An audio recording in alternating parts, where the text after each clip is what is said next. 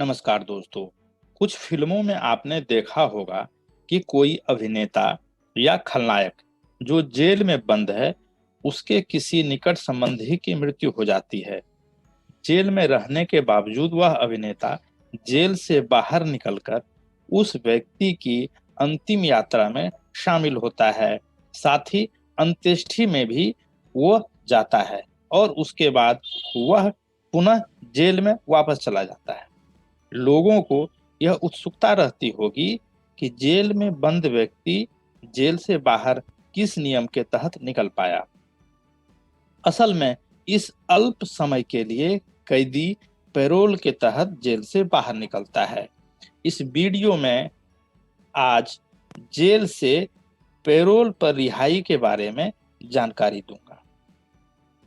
दिनांक 31/12/2020 को विभिन्न टेलीविजन चैनल पर यह समाचार आया था कि 1993 मुंबई सीरियल ब्लास्ट की दोषी रुबीना सुलेमान मेमन को उसके बेटी की शादी में शामिल होने के लिए दिनांक 8 जनवरी 2021 के लिए पैरोल पर जेल से रिहा किया गया। यह महिला मुंबई सीरियल ब्लास्ट का मुख्य दोषी टाइगर मेमन की सिस्टर इन लॉ है।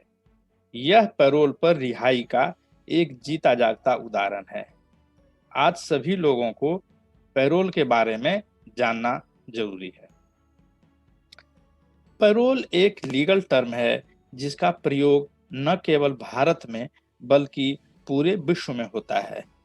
पैरोल का अर्थ किसी कैदी को उसके अच्छे व्यवहार के कारण उसकी सजा पूरी होने से पहले टेम्पररी या परमानेंटली जेल से मुक्त करना है। पैरोल शब्द की उत्पत्ति ब्रिटिश पीनल कॉलोनी से हुई है। 1800 ईस्वी के आसपास अलेक्जेंडर मैकेंजी ने कैदी को समाज में पुनः वापस लाने के लिए एक आइडिया को इंट्रोड्यूस किया। यह एक ग्रेडिंग सिस्टम था जिसमें कैदी को अपने मेहनत, पढ़ाई और अच्छे स्वभाव के आधार पर प्रमोशन मिलता था। जिस कैदी को तीसरा या अंतिम ग्रेड मिलता था, उसे कुछ समय के लिए जेल से बाहर निकलने का मौका मिलता था। लेकिन पैरोल पर जेल से बाहर निकला हुआ कैदी यदि बनाए गए नियम को तोड़ता था तो उसे पुनः जेल में डाल दिया जाता था और वह 3 लेयर ग्रेडिंग सिस्टम के निचले पायदान पर चला जाता था।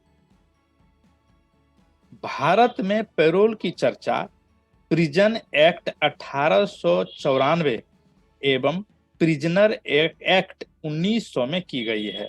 भारत के प्रत्येक राज्य में पैरोल के अलग अलग नियम हैं।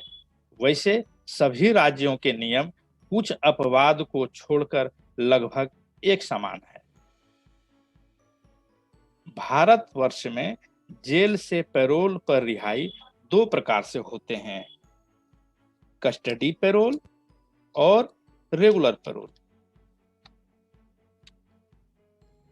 कस्टडी पैरोल अस्थायी यानी टेम्पररी नेचर का होता है। कस्टडी पैरोल लिमिटेड पर्पस या इमरजेंसी सिचुएशन जैसे कैदी के किसी निकट संबंधी की मृत्यु, परिवार के खास सदस्य की शादी या गंभीर बीमारी की स्थिति में दी जाती है। यह पैरोल लगभग 6 घंटे के लिए दी जाती है।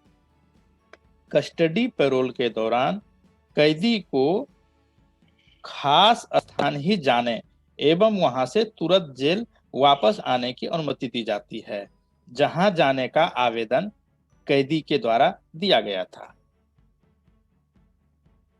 इस दौरान कैदी के साथ पुलिस बल रहता है, जिससे उस कैदी को किसी अन्य व्यक्ति को खतरा उत्पन्न न करे। साथ ही पुलिस बल यह भी निश्चित करता है कि पैरोल दिए जाने के उद्देश्य पूर्ण होने के ठीक बाद कैदी पुनः जेल में वापस आ जाए। पैरोल की स्वीकृति से पूर्व संबंधित अथॉरिटी उस घटना की सच्चाई का पता लगाता है जिसके आधार पर पैरोल के लिए आवेदन दिया गया था। घटना की सच्चाई जानने के लिए संबंधित पुलिस थाने की मदद ली जाती है। पैरोल दिए जाने की स्वीकृति जेल सुपरिटेंडेंट के द्वारा दी जाती है। अब मैं रेगुलर पैरोल के बारे में जानकारी दूंगा। रेगुलर पैरोल अधिकतम 1 महीने के लिए वैसे कैदी को दिया जाता है जो कम से कम 1 वर्ष तक की सजा काट चुका है। रेगुलर पैरोल नीचे बताए गए आधार पर ही दी जाती है। दोषी व्यक्ति के परिवार के किसी सदस्य की मृत्यु या गंभीर दुर्घटनाग्रस्त होने पर, कैदी के परिवार के किसी सदस्य की शादी के अवसर पर, कैदी के परिवार के किसी सदस्य का गंभीर रूप से बीमार होने पर, दोषी की पत्नी के द्वारा बच्चे को जन्म देने के अवसर पर, प्राकृतिक आपदा के कारण दोषी परिवार के जीवन या संपत्ति का नुकसान होने की स्थिति में। वैसे कुछ परिस्थितियां ऐसी भी हैं जब कैदी को पैरोल मिलना मुश्किल होता है। ऐसी परिस्थितियां ये हैं: कैदी से राष्ट्रीय सुरक्षा को यदि खतरा हो, कैदी यदि देश के विरुद्ध आपराधिक गतिविधि में शामिल रहा हो, कैदी यदि किसी दूसरे देश का हो, और यदि कैदी कई हत्या या किसी बच्ची या कई बच्चियों के साथ बलात्कार में शामिल हो।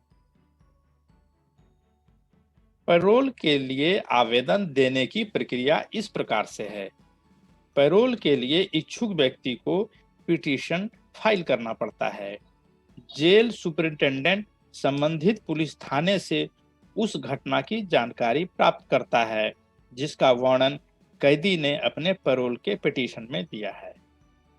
वह रिपोर्ट एवं अन्य कागजात जैसे कैदी का केस हिस्ट्री, उसका जेल में व्यवहार, कैदी का मेडिकल रिपोर्ट जेल सुपरिटेंडेंट के द्वारा कलेक्ट किया जाता है।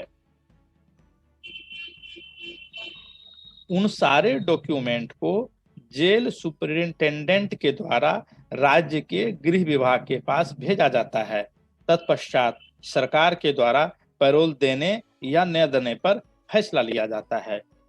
कुछ राज्यों में जेल के महानिरीक्षक एवं डीएम भी पैरोल संबंधी फैसला लेने में निर्णायक भूमिका निभाते हैं।